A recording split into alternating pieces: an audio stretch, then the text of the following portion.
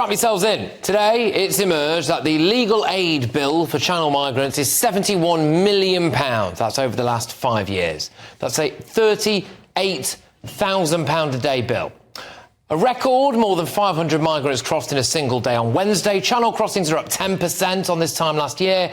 The total is more than 4,000. The Home Office expects to spend £1.2 billion on housing asylum seekers in large accommodation sites. That's around £46 million more than using hotels. Some ex-RAF sites were set to cost £5 million each. Instead, it's cost £49 million for Wethersfield and £27 million for Scampton. Rwanda could cost £1.8 million per asylum seeker, and that's before we've paid the wages for all the Lords and MPs who are dead set on blocking it. A former Home Office official told me that we will be paying hundreds of millions of pounds in benefits and social housing for Channel migrants who will never, ever get a job here for the rest of their lives. James Cleverly's got a cunning plan. Let's release a video in English that we can show to illegal immigrants in Calais, telling them how dangerous it is to get on a small boat. Everyone has this sense of idea that it's just as simple, they get in a boat and they come over. It's not as simple as that. 9 times out of 10 these dinghies are overloaded. They're really poorly constructed. And so we just towed them here anyway. That'll learn them, Mr. Cleverly, but here is your GB News exclusive. You ready?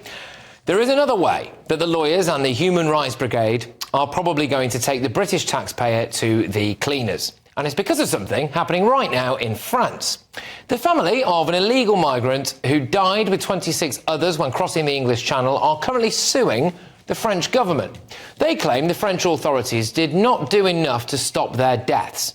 3 children and a pregnant mum were sadly included in the death toll, which happened in November 2021. Now, the French Coast Guard have been accused of criminal negligence over the incident, which claims that they ignored repeated and increasingly desperate pleas for help from the migrants. New claims which emerged last week include the French military boat patrolling the waters was not monitoring Channel 16, which is the international distress frequency on which the British Rescue Centre had issued mayday calls to help the boat. Its crew also allegedly ignored 3 distress signals. 15 warnings are said to have been ignored, and 7 military personnel have now been charged. So the claim is believed to run into the hundreds of thousands of euros. Now, obviously, if you times that by 26, then you're into the millions, aren't you? There are also fears that victims of other tragedies now may sue the British government as a result of this.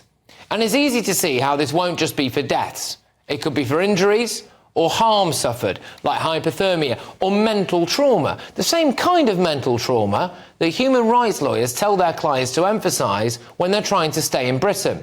Tory MP Nigel Mills said that he fears that Britain could face legal action over the more than 200 migrants who have died trying to make the journey. Mr Mills, MP for Amber Valley in Derbyshire, said, "I fear they'll come for Britain next. It's a tragedy.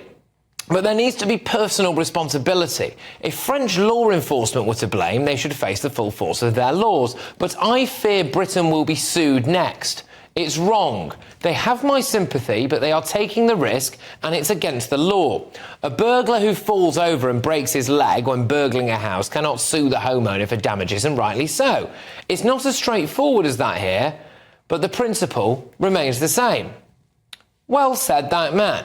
The deaths are a tragedy, but look at everything I've outlined that you are already paying for there, and there's loads more on top of that.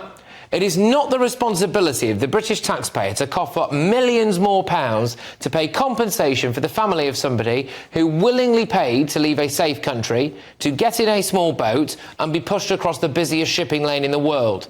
The same lawyers and human rights groups who were licking their lips at fake Church of England baptisms will be practically drooling over this. Get ready to empty your wallets, Britain.